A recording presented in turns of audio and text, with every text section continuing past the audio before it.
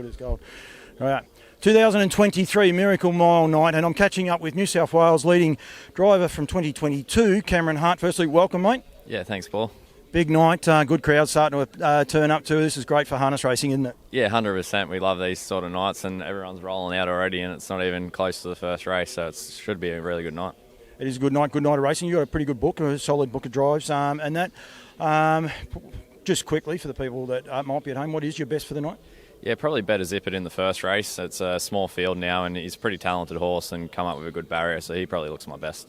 Jace has done a great job with that horse since he's come. Has he been beaten? Yeah, he got beat once for him, didn't he? Yeah, he's undefeated until last week, and he's in that really slow Miracle Mile heat and ended up nearly last, so he had no hope from there, and he really felt good, so I think he'll be hard to beat tonight. You're on the mare in the Oaks, in the Miracle Mile, Braveview Kelly.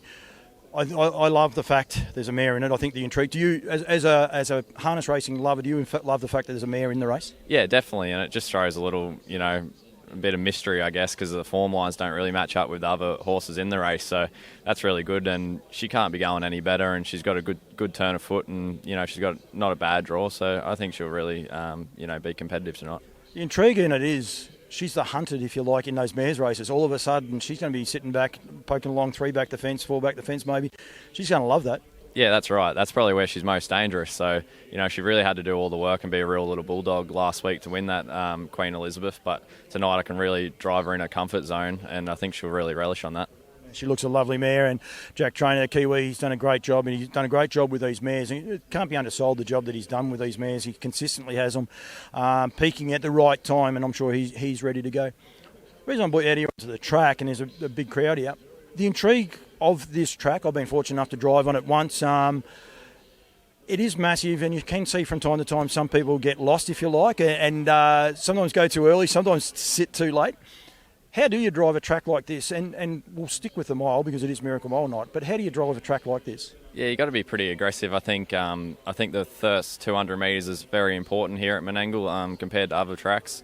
I think you've really got to get a spot, and if you're off the fence, it can be quite hard if there's no tempo in the race. So, yeah, it's definitely a track that, if you're aggressive, you can usually get a nice spot, and that usually helps in the run home. And someone like Todd McCarthy really probably showed the way on this track, the way he drove it, and that's something that I've tried to base my driving style on. Does it get daunting when you pop a 26.2? You guys have been popping 25.8s up for that first quarter. Does that concern you, or is it just like keep the momentum? Do you then keep the momentum, or what do you do with the horse when you see those really, really fast ones? Yeah, well, you got to hope you're sitting behind a nice one if you're putting up those sort of numbers. But yeah, it's just the type of racing that we've got. As long as they feel comfortable and they're doing it within themselves, usually the good ones can handle those sort of times. And it's definitely really speed racing here at Menangle, and it's quite exciting. What about the straight? It's not quite 400 metres, or it's a 400 metres straight, but the winner post obviously is back that little bit. Can you sit for too long? Can you get caught out sometimes sitting for too long? No, I think you're better off doing that than going too early here. I think you see a lot of drivers that aren't really experienced at Menangle go a fraction too early, and I think when I first started driving here, a lot of the good drivers just said count to 10 and you'll be fine and you'll hit that sweet spot, and definitely just takes going around here and getting used to the track really. But probably the big difference is you can't come 3 wide at the 6 and 800. It seems to be nearly impossible, and that's probably why Honolulu Bay's run in the mile heat was so big. All us locals were saying that was a massive run, and that's probably the big difference between a lot of the tracks, compared to Menangle.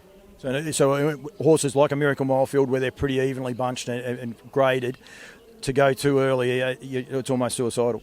Yeah, 100%. And, when I was first coming up here is when Myfield Marshall won the Miracle Mile, and I know I was working for Shane Sanderson at the time, and he said you just need to watch that replay 10 or 20 times and just watch the way Ants drove that horse, and I think he only pulled him out at 150 and just tracked backs all the way till that point and got him in 46, so that's definitely the way to drive it. You mentioned a couple of very, very good names just then. Who were your idols very quickly? We'll get you back in there, but who were your idols? Who did you model yourself on when you started driving here professionally? Probably driving here is definitely Todd. He done such a great job, and I just loved the way he drove this track, and definitely tried to model my driving off that. And probably as a younger fella, I loved Chris Alford. He's putting up massive numbers every season of wins, and just loved his style as well. He could always get a lot out of a horse. We had a bit of carnage behind us, which would have been interesting camera work as well. That's all right. Cam, thank you. Good luck tonight. Thanks for joining me. Well done for everything you're doing, and thank you very much for giving me the time. And any time I ask for an interview, you always give it to me, mate. So good luck with Braveview, Kelly. Hopefully you bring home the chocolates with her a bit later on in the day. Yeah, thanks, Paul. Appreciate it.